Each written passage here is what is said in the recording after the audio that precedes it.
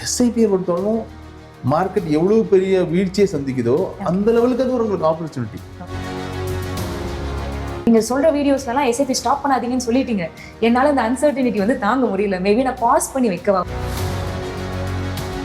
நீங்க போட்ட காசு இறங்காமலே வேல்யூ இருக்கணும்னா டக்குனு குவிக் மணி வேணும். மேபி 20% ரிட்டர்ன்ஸ் கொடுக்குற ஃபண்ட்ஸ் நம்ம போலாமா? அதே தான் சொல்லுங்க அப்படின்ற ஒரு கியூரியாசிட்டியுமே இருக்கு.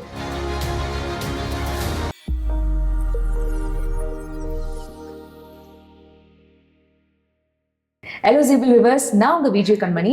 நம்ம ஜீபு சேனல்ல பல வீடியோஸ் பார்த்திருப்பீங்க. இந்த வீடியோ பாத்தீங்கன்னா நிறைய வந்து இன்வெஸ்டர்ஸ்க்கு வந்து ரொம்ப பயனுள்ளதா இருக்கும். ஏன்னா மேபி நீங்க மார்க்கெட்ல இருக்கீங்களோ இல்ல பிகினர்ஸா வரீங்களானோ நிறைய மிஸ்டேக்ஸ் நீங்க மேக் பண்ண வாய்ப்பு இருக்கு. ஆல்ரெடி நீங்க பண்ணிட்டு இருக்கலாம். ஸோ அந்த மிஸ்டேக்ஸ்லாம் எப்படி அவாய்ட் பண்ணணும், என்ன மாதிரி அப்ரோச் நம்ம வந்து செலுத்தணும்ன்றத ரொம்ப கிளீனா எக்ஸ்பிளைன் பண்ண வரது நம்மளோட ஃபினான்ஷியல் பிளானர் கிருஷ்ணதாசன் அவர்கள். வணக்கம் சார். வணக்கம். எப்படி இருக்கீங்க சார்? சார், இப்போ நான் இன்ட்ரோல சொன்ன மாதிரி தான் சார், இப்போ வந்து நிறைய இன்வெஸ்டர்ஸ் வந்து அதுவும் உங்களுடைய எக்ஸ்பீரியன்ஸ் நிறைய இன்வெஸ்டர்ஸ் நீங்க பார்த்துருப்பீங்க. ஸோ காமனா மேக் பண்ற மிஸ்டேக்ஸ் என்னென்ன? மேபி இவங்க வந்து ஃபண்ட் செலெக்ஷன்ல தப்பு பண்றாங்களா இல்ல ராங்கான ஒரு எக்ஸ்பெக்டேஷன்ல வந்து மார்க்கெட்குள்ள வராங்களா சார்? ஸோ ரொம்ப பேசிக்கா ஆனால் ரொம்ப காமனாக இருக்கிற ஒரு மிஸ்டேக் அப்படின்னா சொந்தமாக இன்வெஸ்ட் பண்றவங்க பண்ற மிஸ்டேக். பர்டிகுலர்லி என்ன பண்ணுவாங்க, எனக்கு டாப் பர்ஃபார்மிங் ஃபண்ட்ல இன்வெஸ்ட் பண்ணணும். இந்த டாப் பர்ஃபார்மிங் ஃபண்டை ஆன்லைன்ல பார்த்தா தெரிஞ்சிடும். லாஸ்ட் 3 monthsல 6 monthsல மோஸ்ட்லி ரீசெண்ட் டைம்ஸ், இந்த ரீசெண்ட் வின்னர்ஸ்னு சொல்லுவோம். அதை பார்த்துட்டு நான் இதுல இன்வெஸ்ட் பண்றேன் அப்படின்னு சொல்லி இவங்க இன்வெஸ்ட் பண்ணுவாங்க. பெரும்பாலும் இது என்ன ஆயிருக்கலாம்னா, பெரும்பாலும் இதுக்கு என்ன வாய்ப்பு இருக்குன்னா, ரீசெண்ட் வின்னர் ஒரு செக்டரல் ஃபண்டா இருக்கலாம், ஒரு ஐடி ஃபண்டா இருக்கலாம், அல்ல ஒரு பேங்கிங் செக்டர் ஃபண்டா இருக்கலாம். அந்த பர்டிகுலர் ஃபண்டோட பெஸ்ட் ஃபேஸ் அதுவா இருந்திருக்கலாம் மோஸ்ட் வந்து ரீசெண்ட் டைம்ல. ஆனா அதோட ஸ்டீம் முடிஞ்சும் போயிருக்கலாம். இப்போ நீங்க என்டர் ஆகிற டைம்ல அதோட பெஸ்ட் பெர்ஃபார்மன்ஸ் பீரியட் முடிஞ்சிருந்திருக்கலாம். ஸோ நீங்க ரீசெண்ட் பெர்ஃபார்மன்ஸை பார்த்துட்டு இதுதான் அடுத்த 1 yearக்கும் 2 yearக்கான பெர்ஃபார்மர்னு முடிவு பண்ணீங்கன்னா அது மிகப்பெரிய தப்பா போறதுக்கான வாய்ப்பு இருக்கு. அது மிகப்பெரிய தப்பா ஆயிட்டும் இருக்கு. இதுக்கு என்ன ரீசன் நம்ம ரொம்ப ஸ்ட்ராங்கா சொல்ல முடியும் இந்த இன்வெஸ்டர் இப்படி பண்றாங்கிறதுக்கு? இதை அடிப்படையா வச்சு இன்வெஸ்ட் பண்றதுனால தான் லாஸ்ட் 2 yearsல வர இன்ஃப்ளோஸ், அந்த மந்த்லி மியூச்சுவல் ஃபண்ட்ல ஒரு கேட்டகரியில வர இன்ஃப்ளோஸ் பாத்தீங்கன்னா செக்டரல் அண்ட் திமேட்டிக் ஃபண்ட்ஸ்ல தான் ஜாஸ்தி இன்வெஸ்டர்ஸ் இன்வெஸ்ட் பண்ணிருக்காங்க. அவங்க இந்த கேட்டகரிக்கு வர வேண்டிய ஃப்ளோக்கு பல மடங்கு அதிகமா இன்ஃப்ளோ வருது. பேசிக்கலி இந்த மாதிரி செக்டரல் அண்ட் திமேட்டிக் ஃபண்ட்ஸ்ங்கிறது ஹை ரிஸ்க் அப்படைட் இருக்கிற ஒரு அல்ட்ரா ஹெச்என்ஐயோ ஒரு ஃபேமிலி ஆஃபீஸோ தான் இந்த மாதிரி கேட்டகரியில ஜாஸ்தி எக்ஸ்போஜர் எடுத்துக்க முடியும். அவங்களுக்கு தான் அந்த அப்படைட் இருக்கு. ஆனா அவங்க எல்லாம் ஒரு அட்வைசர் வச்சிருக்காங்க. ஃபேமிலி ஆஃபீஸ்னா அவங்களுக்கு உள்ளுக்குள்ளே இன்னொரு டீம் இருக்கும். இவங்கெல்லாம் இந்த தப்பு பண்றது இல்லை. இவங்க அளவுக்கு கூட maybe small and mid cap exposure எடுக்கிறது மாதிரி கூட திமேட்டிக் எக்ஸ்போஷர் எடுக்கிறது இல்லை. ஆனா இந்த சின்ன முதலீட்டாளர் அவருக்கு உகந்ததே அல்லாத, அவருக்கு சுத்தமா சாத்தியம் பொருத்தப்படாத ஒரு பர்டிகுலர் ரிஸ்க் இருக்கிற ஒரு கேட்டகரியை வெறும் ரீசன்ட் பெர்ஃபார்மன்ஸை பார்த்து அதுக்குள்ள போயிடுறாங்கிறதா பெரும்பாலும் இன்வெஸ்டர்ஸ் பண்றது தப்பு. Okay sir. ஸோ இப்போ நீங்கள் சொன்ன மாதிரி தான் எனக்கு தெரிஞ்சு முக்கால்வாசி இன்வெஸ்டர்ஸ் இருப்பாங்க. நம்ம மைண்ட் செட் அதாக தான் இருக்கும். ஓகே, பாஸ் பெர்ஃபார்மன்ஸ் நல்லா இருக்கு, நல்ல ரிட்டர்ன்ஸ் கொடுத்துருக்கு, நானும் இதில் போய் என்ட்ரி ஆகுறேன்னு. பட் நீங்கள் சொன்ன விஷயமே தான், மேபி அதோட ஃபேஸ் முடிஞ்சிருக்கலாம், இல்லைனா வந்து அடுத்த செக்டர் வந்து ஸ்டார்ட் ஆகுறதுக்கு நிறைய வாய்ப்புகள் இருக்குன்னு. ஸோ இப்படி இருக்கிறப்ப அந்த டூ இட் யுவர் செல்ஃப் இருக்கவங்க எப்படி சார் இதை ஐடென்டிஃபை பண்றது, எப்படி இந்த ஃபேஸை கடந்து வர்றது? இப்போ ரொம்ப முக்கியமான விஷயம் என்னன்னா, ஒரு சின்ன திருத்தம் இருக்கு. நீங்க சொன்னது பாஸ் பெர்ஃபார்மன்ஸ் சொல்றீங்க. பாஸ் பெர்ஃபார்மன்ஸ் பார்க்கலாம். அதாவது லாஸ்ட் 5 year 10 yearல எந்த ஃபண்ட் கன்சிஸ்டண்டா பண்ணிருக்கு அப்படிங்கறத ரெக்கார்டை பார்க்கலாம். அந்த லெவலுக்கு பாஸ் பெர்ஃபார்மன்ஸ் யூஸ்ஃபுல் தான். ஆனா இந்த ரீசெண்ட் வின்னர்ஸ்ங்கிறது அது வேற. ரீசெண்ட் வின்னர்ஸ்ங்கிறது என்னது, கடந்த 3 மாசத்துல இல்ல 6 மாசத்துல பெர்ஃபார்ம் பண்ண ஃபண்ட், அதுதான் அடுத்தது ஃபியூச்சருக்கு நல்ல ஃபண்டுங்கிறது சொல்ல முடியாது. ஸோ இது ஒரு பர்டிகுலர் சைக்கிள் முடியறதுங்கிறது ஒரு இது விஷயம் இருக்கு. அதே மாதிரி இந்த லாஸ்ட் 3 monthsலயே 6 monthsலயே பெஸ்ட் பெர்ஃபார்மர் அடுத்த 3 monthsோட ஒஸ்ட் பெர்ஃபார்மரா போகலாம். அதுக்கும் வாய்ப்பு இருக்கு. அண்ட் போன 3 மாசத்துல நல்லா பண்ண ஃபண்டு அந்த கேட்டகரியில சிறந்த ஃபண்டுன்னு இருக்கிறதுக்கு அவசியம் இல்லை. மொத்த கேட்டகரி எடுத்து பார்த்தாலும் சிறந்த ஃபண்டா இருக்கணும்னு அவசியம் இல்லை. விச் மீன்ஸ் பை ஃப்ளூக் அவங்க கிட்ட இருந்த ஒரு கப்புள் ஆஃப் ஸ்டாக்ஸ் வந்து நல்லா பண்ணதுனால அந்த 3 மாசம் நல்லா பண்ணியிருந்திருக்கலாம். ஸோ அது கன்சிஸ்டன்சிக்கான ஒரு அறிகுறியும் கிடையாது, ஃபியூச்சருக்கான இது பெர்ஃபார்மன்ஸ்ங்கிறதுக்கான அறிகுறியும் கிடையாது. சரி, நீங்க இன்வெஸ்ட் பண்ணிட்டீங்க, லாஸ் பார்த்துட்டீங்க. ஸோ இந்த லாஸ் பார்க்கறது மேபி ஒரு அட்வைசர் உள்ள வந்து பார்க்கும்போது தான் அது தெரிய வரும். இல்லைன்னா இவங்க ஸ்டக் ஆகி இன்னும் என்ன பண்றது அப்படின்னு தெரியாம முடிக்கிறதுக்கு they how to approach an expert. நான் இது பண்ணியிருக்கேன், என்ன பண்றது அப்படிங்கிறது பண்ணா பேசிக்கலி ஒரு விஷயம் என்ன தெரிய வரும்னா இவங்க வந்து ஃபர்ஸ்ட் ஆஃப் ஆல் ரிஸ்க் அப்படைட்டுக்கு ஏற்ற மாதிரி பண்ணல. இவங்களை பொறுத்தவரைக்கும் செக்டரல் திமாட்டிக் ஃபண்ட் எக்ஸ்போஷரை எடுத்துக்க கூடாது அப்படிங்கிற மாதிரி தான் ரிஸ்க் அப்படைட்டே இருக்கும். அப்படின்னா அதுல இருந்து எக்ஸிட் பண்ணி தான் ஆகணும், லாஸ் புக் பண்ணிட்டு வெளியே வந்துடணும். இந்த அட்வைஸ் ஒரு எக்ஸ்பர்ட் சொல்லுவாரு. ஆனா சுயமா முதலீடு பண்ற ஒருத்தர் வந்து நிறைய நேரங்கள்ல இது வந்து ரொம்ப எவால்வ்டு இன்வெஸ்டர்ஸ்க்கும் நடக்கிற ஒரு ப்ராப்ளம் தான். நம்மளா சொந்தமா ஒரு ஃபண்டை இன்வெஸ்ட் பண்ணிட்டோம்னா அதுல லாஸ் பண்ணா லாஸ்ல வெளியே வர்றதுக்கு மனசு வராது. நஷ்டத்தை எப்படி நான் விற்கிறது, எந்த பொருள் வாங்கினாலும் அப்படிதான், நஷ்டத்துக்கு நான் எப்படி விற்கிறது அப்படிங்கிற மென்டாலிட்டிலே உட்காந்துட்டே இருப்பாங்க. டைம் போயிட்டு இருக்கும், ஆப்பர்ச்சுனிட்டி போயிட்டே இருக்கும், ஆனா இவங்க லாஸ் அப்படியே இருந்துகிட்டு இருக்கும், அல்ல வளர்ந்துட்டு இருக்கும். ஸோ அது எமோஷனலா அப்ரோச் பண்ணாம அது எக்ஸிட் பண்ணிடணும். ப்ரொஃபஷனலா ஒரு அட்வைசர் வரும்போது தான் அது நடக்கும். எக்ஸிட் பண்ணிட்டு ஃபர்ஸ்ட் ஆஃப் ஆல் உங்க இன்வெஸ்ட்மெண்ட்டை உங்க ரிஸ்க் அப்படைட்டுக்கு ஏற்ற மாதிரி போர்ட்ஃபோலியோ ஸ்ட்ரக்சர் பண்ணணும். அப்படின்னா மட்டும்தான் இந்த மாதிரி உங்க ரிஸ்க் அப்படைட்டுக்கு மீறின ரிஸ்க் இருக்கிற சிச்சுவேஷன் உங்க போர்ட்ஃபோலியோல வராது. அப்படி என்னைக்கு வருதோ அன்னைக்கு உங்க பீஸ் ஆஃப் மைண்ட் போயிடும். ஸோ அதை அவாய்ட் பண்றதுக்கு உங்க போர்ட்ஃபோலியோ உங்க ரிஸ்க் ப்ரொஃபைலுக்கு ஏற்ற மாதிரி அமைச்சுக்கணும். Okay sir. சார் இப்போ ஒரு விஷயத்தில் நம்ம இன்வெஸ்ட் பண்ணியிருக்கோம்னா இப்போ மார்க்கெட் டவுனாக இருக்கிறப்ப ஆட்டோமேட்டிக்காக நம்மளுக்கு கொஞ்சம் நெகட்டிவ் ரிசல்ட்ஸ் தான் வருது. ஸோ அந்த டைமில் வந்து மேபி எக்ஸிட் ஆகிற வாய்ப்பு இருக்குது. நிறைய பேர் எக்ஸிட் ஆகாதீங்க, எஸ்ஐபிலாம் போட்டால் எக்ஸிட் ஆகாதீங்க அப்படின்னு சொல்லுவாங்க. ஸோ எக்ஸிட் ஆகிற வாய்ப்பு இருக்குது. இல்லை அந்த பாயிண்ட்ஸ் வந்து ரிடீம் பண்ணுறது அந்த மாதிரி நம்ம வந்து செலுத்தலாம். இல்லைனா இன்னும் வந்து பாயிண்ட்ஸ் வந்து அக்யூர் பண்ணலாம். ஆனால் அது வந்து ஆப்பர்ச்சுனிட்டியா இல்லை ரிஸ்கா அப்படின்றத வந்து எப்படி சார் ஐடென்டிஃபை பண்ணுறது? ரொம்ப சிம்பிள். இப்போ வந்து இன்னைக்கு இன்வெஸ்ட் பண்ற பெரும்பாலான முதலீட்டாளர்கள் வந்து கோவிட் டைம்ல தான் மார்க்கெட்டுக்குள்ள வந்தாங்க. அண்ட் சிலவங்க அதுக்கு முன்னாடி வந்தவங்களும் இருப்பாங்க. நிறைய பேர் கோவிட் டைம்ல இது தப்பு பண்ணாங்க. எஸ்ஐபி உள்பட அவங்களோட இன்வெஸ்ட்மெண்ட்ல நெகட்டிவ் ஆச்சு. ஆன உடனே பயத்துல வெளியே வந்தாங்க. இவங்க அந்த டைம்ல மார்க்கெட்ல இன்வெஸ்ட் பண்ணவரா இருந்தாலும் இவங்களோட ஃப்ரெண்ட் சர்க்கிள்லயோ ரிலேட்டிவ் சர்க்கிள்லயோ அந்த டைம்ல மார்க்கெட்ல இருந்தவங்ககிட்டயோ நீங்க கேட்டு பார்த்தாலே தெரியும். தி பெஸ்ட் திங் இஸ் அந்த ரியல் எக்ஸ்பீரியன்ஸ் அனுபவிச்சாங்க. இப்போ எப்படி இருந்ததுன்னா மார்க்கெட் நெகட்டிவா போச்சு, போர்ட்ஃபோலியோஸும் நெகட்டிவ் 5%, 10% அதுக்கு மேலேயும் கூட போச்சு. இன்ஃபேக்ட் ரொம்ப அக்ரெசிவ் போர்ட்ஃபோலியோஸ் எல்லாம் 30-40% வரையிலும் டவுன் ஆச்சு. எஸ்ஐபி உள்பட சொல்றேன். ஆனா வெறும் 8 to 9 மாசத்துல பாசிட்டிவ் ஆனது மட்டும் இல்ல, அந்த கோவிட் ஆரம்பிச்சதுல இருந்து 1.5 வருஷத்துல பாத்தீங்கன்னா அந்த கோவிட் டைம்ல இருந்த ரிட்டர்ன்ஸையும் மீறி போயிடுச்சு, அதுக்கும் மேல போயிடுச்சு. ஸோ இது கண்கூடா நம்ம போன 5 வருஷத்துல நடந்த ஒரு எக்ஸாம்பிள். இதை மறுபடியும் இப்போ அவங்க மனசுக்குள்ள ரீக்ரியேட் பண்ணி அது they have to recall that situation and think. நம்ம கண் முன்னாடி நடந்த ஒரு சம்பவம். அந்த அண்ட் கோவிடோட ஃபால் இதோட பெரிய ஃபால். வெறும் ஒரு மாசத்துல 35% விழுந்தது, ஒரே நாள்ல 13% மார்க்கெட் விழுந்தது. இன்னைக்கு இதுவரையிலும் இந்த கான்ஃபிளிக் ஸ்டார்ட் பண்ண டைம்ல இருந்து இன்னைக்கு வரையிலும் மொத்தம் 9% தான் விழுந்திருக்கு. அன்னைக்கு ஒரே நாள்ல மார்ச் 23, 2020 ஒரே நாள் 13% விழுந்தது. ஸோ அந்த ஃபாலை கம்பேர் பண்ணும்போது இது பெரிய ஃபாலே கிடையாது. ஒன்று. நம்பர் 2, அந்த எக்ஸாம்பிள் மறுபடியும் இங்க கொண்டு வரேன். அந்த டைம்ல என்னாச்சு, கம்ப்ளீட்டா வெளியே வந்து எஸ்ஐபியை ஸ்டாப் பண்ணவங்களுக்கு இருந்த போர்ட்ஃபோலியோ நெகட்டிவ்ல எடுத்தாங்க. ஒரு சீப்பான பிரைஸ்ல என்ஏவில இன்வெஸ்ட் பண்றதுக்கான ஆப்பர்ச்சுனிட்டியை உதாசீனப்படுத்தினாங்க. இந்த ரெண்டும் அந்த மிஸ்டேக் பிளஸ் இந்த ஆப்பர்ச்சுனிட்டி ரெண்டும் நடந்தது. இன்னைக்கும் அது நடந்துடக்கூடாது. கிளியரா தெரியுது. இந்த கான்ஃபிளிக் ஸ்டார்ட் பண்ற அன்னைக்கு market will start bouncing back. ஏன்னா வெறும் ஒரு 5 நாள் பாஸுக்கே 2 நாள் மார்க்கெட் நல்லா ஹையா இருந்தது நேத்து முந்தானத்தெல்லாம். So scenario is not definitely as alarming. ஒன்று, Covid still was a natural calamity, man made கிடையாது. இது man made. If man stops market revives. And இந்த மாதிரி conflicts cannot prolong for very long. ரெண்டு சைடுக்குமே அது நல்ல விஷயம் கிடையாதுன்னு அவங்களுக்கும் தெரியும். இன்னவே ட்ரம்ப் சைட்ல இருந்து பேச்சுவார்த்தை லெவலுக்கு வந்துட்டாங்க. ஸோ இப்படி இருக்கிற சிச்சுவேஷன்ல நம்ம கண் கூட தெரியுது இது எவ்வளவு சீக்கிரம் இது ரிவைவ் ஆக போகுதுன்னு. அப்படி இருக்கும்போது இது பழைய லெவலுக்கு மார்க்கெட் போகிற வாய்ப்பு இருக்கும்போது ஆல்ரெடி இன்வெஸ்ட் பண்ணது ஒரு 8%, 7%, 10% விழுந்திருக்குன்னா எங்க போர்ட்ஃபோலியோ நெகட்டிவ் 10% விழுந்திருக்கு. இது டெஃபினெட்லி ரெக்கவர் ஆக போகுது மார்க்கெட் பவுன்ஸ் பேக் ஆகும்போது.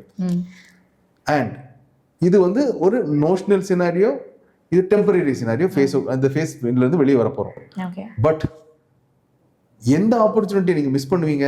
நீங்க எஸ்ஐபியை ஸ்டாப் பண்ணிட்டு எஸ்ஐபில இருந்து வெளியே வந்தீங்கன்னா ஒரு 10 ரூபாயில இருந்த ஒரு என்ஏவி இன்னைக்கு 9 ரூபாயில இருக்கும்.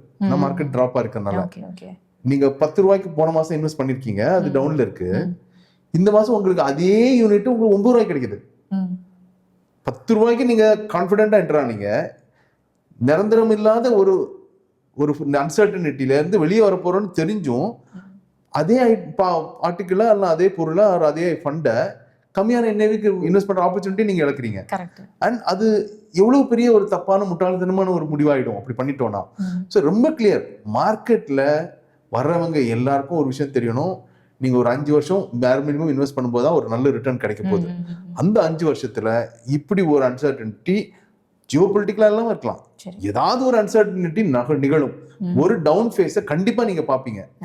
அந்த டவுன் ஃபேஸ் இருக்கும், அந்த டவுன் ஃபேஸ்ல உங்களுக்கு கம்மியான பிரைஸுக்கு யூனிட்ஸ் வாங்கக்கூடிய ஆப்பர்ச்சுனிட்டி இருக்குங்கிறத தெரிஞ்சுதான் உள்ள வந்திருக்கணும். தெரியாட்டி கூட இன்னைக்கு அதை ரியலைஸ் பண்றதுக்கான ஒரு ஆப்பர்ச்சுனிட்டி தவிர இதுல இருந்து வெளியில வர்றதுக்கான ஒரு சூழ்நிலையோ அவசியமா கிடையவே கிடையாது. Okay sir. ஸோ இப்போ நீங்கள் எஸ்ஐபி பற்றி சொல்கிறப்ப இப்போ நல்லா ஒரு வெல் எஜுகேட்டட் ஒரு இன்வெஸ்டர் இருக்காங்கன்னா அவங்களுக்கு இதை பற்றி தெரியவே தேவையில்லை சார். நீங்கள் சொன்ன மாதிரி எல்லாமே ஓகே, மறுபடியும் ஃபால் பேக் வந்து மறுபடியும் வந்து ஆகும் அப்படின்றது ஒரு அவேர்னஸ் இருக்கும். ஆனால் இப்போ எஸ்ஐபிக்கு வரவங்க இப்போ தான் பிகினராக இருப்பாங்க. ஃபர்ஸ்ட் எடுத்தோன்னா நம்ம எல்லாருமே அட்வைஸ் பண்ணி ஃபர்ஸ்ட் எஸ்ஐபி போட்டுருங்க, அதுக்கப்புறம் நீங்கள் வந்து எக்ஸ்ப்ளோர் பண்ணலான்னு. ஸோ எஸ்ஐபியே ஒரு 1 இயராக வந்து நம்மளுக்கு ரிட்டர்ன்ஸ் கொடுக்காதப்போ என்னடா அது மார்க்கெட் வேற டவுனில் இருக்குது, இப்படியே தான் இருக்குமான்னு ஒரு மாதிரி ஒரு புரியாத ஒரு நிலைமையில இருப்பாங்க. ஸோ ஜீவோலேயே ஒருத்தர் கமெண்ட் பண்ணியிருந்தாரு, நீங்கள் சொல்கிற வீடியோஸ்லாம் எஸ்ஐபி ஸ்டாப் பண்ணாதீங்கன்னு சொல்லிட்டீங்க, என்னால் இந்த அன்சர்டினிட்டி வந்து தாங்க முடியல, மேபி நான் பாஸ் பண்ணி வைக்கவா, ஒரு 3 months பாஸ் பண்ணிட்டு மறுபடியும் கொஞ்சம் ஓகே ஆனதுக்கு அப்புறம் நான் வரவா அப்படின்னு கேக்குறாங்க. சோ அதுக்கு உங்களோட பதில் என்னவா இருக்கும்? பாஸ் பண்றதும் கிட்டத்தட்ட ஸ்டாப் பண்றதுக்கு ஈக்குவலான ஒரு தப்பு தான். ஓகே, சரி என்ன சொல்றோம்னா, இப்போ இவங்க வந்து மார்க்கெட் மேலேயே போயிட்டு இருந்தா இன்வெஸ்ட் பண்ணிருப்பாங்க. அதாவது 10 ரூபாய்க்கு நான் வாங்கின யூனிட் இந்த மாசம் 11க்கு வந்ததுன்னா நான் இன்வெஸ்ட் பண்ணுவேன். ஆனா அது இன்னைக்கு 9 கிடைச்சா நான் இன்வெஸ்ட் பண்ண மாட்டேன். இவ்வளவு கண்மூடித்தனமான ஒரு முட்டாள்தனமான ஒரு முடிவா இருக்கும் அது. விச் மீன்ஸ் நீங்க என்ன நினைக்கிறீங்க, 10 11 ஆகுது, மேல போயிட்டே இருக்கு, இது நாளைக்கு போயிடலாம்ல, 11ல இருந்து நாளைக்கு போயிடலாம்ல. ஆனா 10ல இருந்து 9 கிடைக்குது, ரைட்? சோ இது மேல போகும்போது இந்த இது இந்த 10க்கு வர்றதுக்கு முன்னாடியே இது ப்ராஃபிட் ஆயிடும். அது 10 வந்தாதான் ப்ராஃபிட் ஆகும். ரொம்ப சிம்பிள். நீங்க ஏறுமுகமா இருக்க மார்க்கெட்ல ஹையர் பிரைஸ்ல வாங்குறதுக்கு நீங்க ரெடி, இறங்கு முகமா டெம்பரரியா இருக்க ஒரு மார்க்கெட்ல பிரைஸ் கம்மியா கிடைக்குது, இது நாளைக்கு ரெக்கவர் ஆக போகுதுன்னு கிளியரா தெரியுது அப்படின்னு தெரிஞ்சு நீங்க மிஸ் பண்றீங்க. 1. நம்பர் 2, 3 மாசம் நீங்க பாஸ் பண்ண போறீங்க, சரியா? இந்த 3 மாசத்துல இந்த 10ல இருக்கிற என்ஏவி கவர் ஆகி 11 ஆகி 12 ஆகி 13 ஆயிடும். நீங்க 3 மாசத்துல 13க்கு வாங்குவீங்க. அடுத்தது 12 11 12ல இருந்து வாங்குற ஆப்பர்ச்சுனிட்டி எல்லாம் மிஸ் பண்ணியாச்சு. 13ல வாங்குறதுக்கு நீங்க ரெடியா இருக்கீங்க. ஏன் 13ல தான் வாங்குவீங்க? ஏன்னா நீங்க எதுக்கு பாஸ் பண்றீங்க? மார்க்கெட் மறுபடியும் ரெக்கவர் ஆகி மேல ஏறி போட்டோம், அப்பதான் இது மார்க்கெட் ரெக்கவரி வந்துருச்சுங்கிறது எனக்கு ஒரு கன்விக்ஷன் இருக்கும் அப்படின்னு சொல்லி நீங்க வெயிட் பண்றீங்க. சோ ஃபர்ஸ்ட் ஆஃப் ஆல் அந்த கன்விக்ஷன் உங்களுக்கு வரதுக்கு முன்னாடி ஒரு 20-30% ஆப்பர்ச்சுனிட்டி கண்ணு முன்னாடி நீங்க மிஸ் பண்ணிருப்பீங்க. So pass is almost an equal mistake like stopping an SIP. ரொம்ப சிம்பிள். அண்ட் ஒண்ணு தெரிஞ்சுக்கோங்க, இறங்காமலே ஒரு இன்வெஸ்ட்மெண்ட் இருக்கணும்னா, நீங்க போட்ட காசு இறங்காமலே வேல்யூ இருக்கணும்னா உங்களோட ரிட்டர்ன் வந்து 6ல இருந்து 7%. அது FD, அதெல்லாம் ஒரு ஹை ரேட்டட் பாண்ட், இதுல தான் கிடைக்கும். ஸோ நீங்க மார்க்கெட் வீழ்ச்சியே பார்க்க கூடாது, நீங்க போட்ட காசு இறங்கவே கூடாதுன்னு நினைச்சீங்கன்னா நீங்க இருக்க வேண்டிய அது, சரியா? இங்க வந்துட்டீங்கன்னா ஃபர்ஸ்ட் ஆஃப் ஆல் நீங்க ஹையர் ரிட்டர்ன் எதிர்பார்க்குறீங்க, அது 12% நல்லா அதுக்கு மேல உள்ள ரிட்டர்ன் எதிர்பார்க்குறீங்க. அந்த ரிட்டர்ன் ஃபிக்ஸட் ரிட்டர்ன் கொடுக்குற, நிரந்தரமா ஒரே லெவல்ல ஒன் சைடா போற எந்த ப்ராடக்ட்லயும் கிடைக்காது. அது ஈக்விட்டில தான் கிடைக்கும். ஸோ ஈக்விட்டிங்கிறதுல அன்சர்டனிட்டி இருக்கிறதுனால தான் அந்த அன்சர்டனிட்டி இஸ் இன்னவே an opportunity also to make higher returns. So இந்த ஹை ரிட்டர்ன் எதிர்பார்க்கிற ரிட்டர்ன் இன்வெஸ்ட்மெண்ட்ல there is a risk which is this volatility risk. Long டேர்ம்ல இந்த இன்வெஸ்ட்மெண்ட் நல்லா தான் ரிட்டர்ன் கொடுக்கும். அண்ட் நான் முன்னாடியே சொன்ன மாதிரி 5 இயர் எல்லாம் அதுக்கு மேல இன்வெஸ்ட் பண்ணி ஹோல்ட் பண்றதுக்கான ஆப்பர்ச்சுனிட்டி இருக்கு ஆர் முடியும் அப்படிங்கிறவங்க தான் ஈக்விட்டி ஓரியன்டட் ஃபண்ட்ஸுக்குள்ளே வரணும்.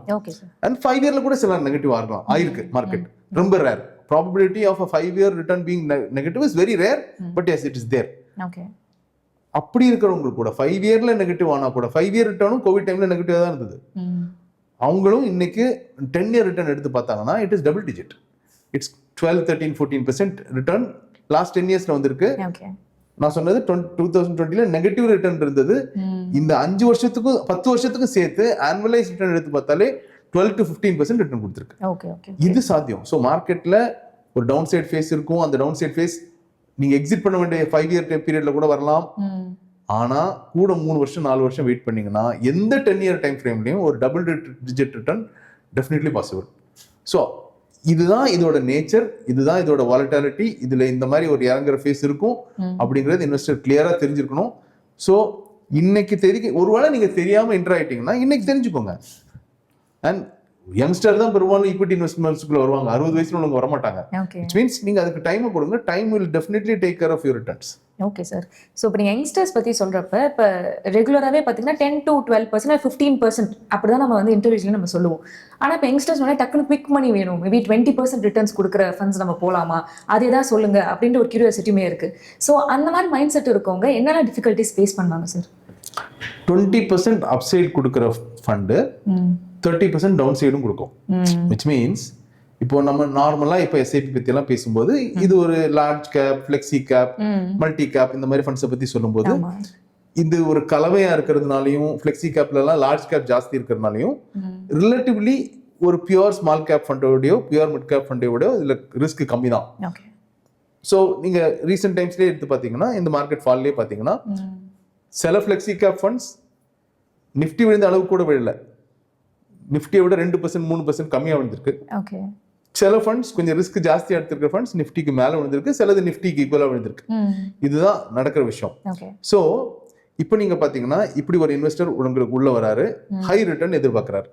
இவருக்கு ஐதர் ஸ்மால் கேப்குள்ள போகணும் ஆர் செக்டரல் ஃபண்ட்ஸ்குள்ள போகணும். அங்கதான் அந்த குயிக் மணி இருக்கும்.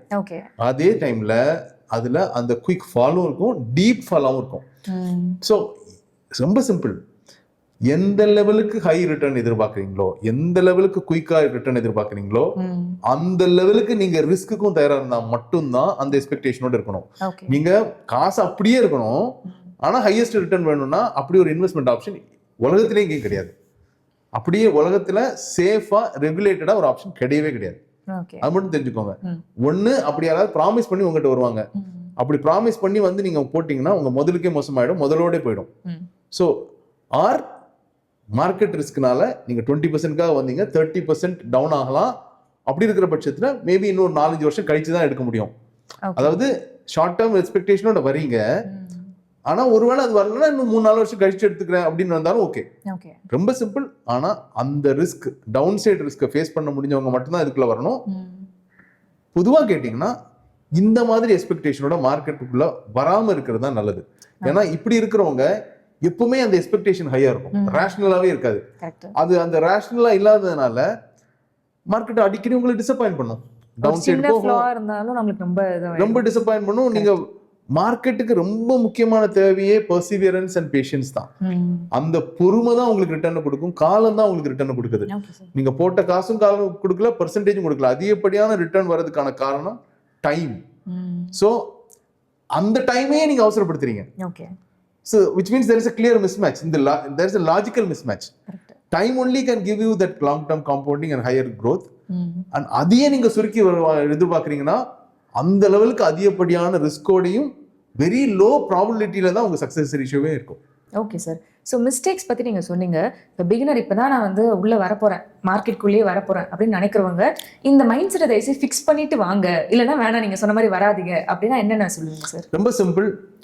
12% return, minimum 5 to 7 years. Okay.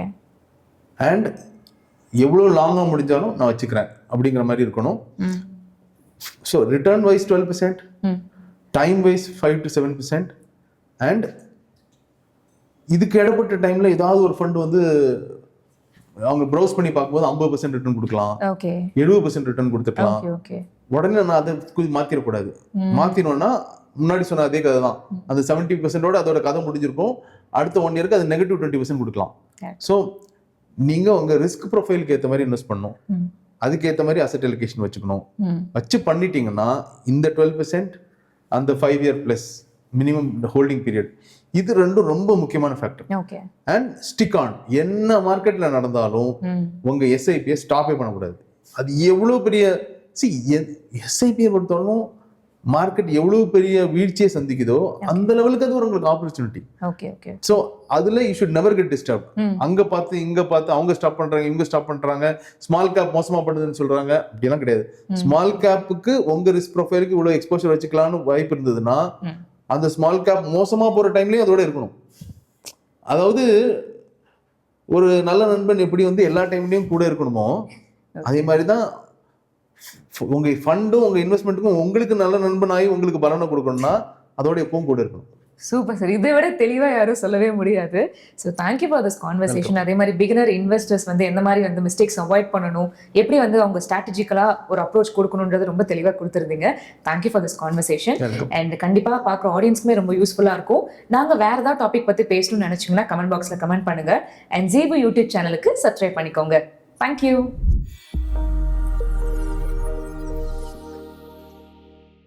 Investment in security markets are subject to market risk. Read all the related documents carefully before investing.